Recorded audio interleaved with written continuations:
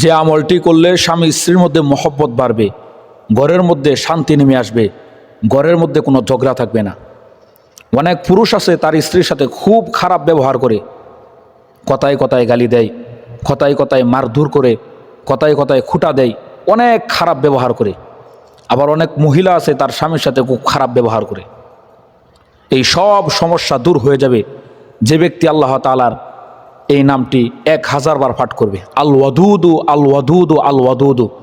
সকালবেলা 1000 বার পাঠ করবে, রাত্রিবেলা 1000 বার পাঠ করবে। যদি স্বামী যদি মহিলার সাথে খুব খারাপ ব্যবহার করে, তাহলে মহিলা পাঠ করে খাবারের মধ্যে ফু দিবে এবং স্বামীকে সেই খাবারটা খাইয়ে দিবে। আর যদি মহিলা যদি স্বামীর সাথে খারাপ ব্যবহার করে, তাহলে স্ত্রী যখন ঘুমিয়ে যায় 1000 বার আল্লাহ তাআলার এই নামটি পাঠ করে আল ওয়াদুদু আল ওয়াদুদু আল ওয়াদুদু স্ত্রীর শরীরের মধ্যে ফু দিয়ে দিবে। আল্লাহ পাক রব্বুল আলামিন তাদের মধ্যে মহব্বত আরও বৃদ্ধি করে দিবেন, মহব্বত আরও বাড়িয়ে দিবেন।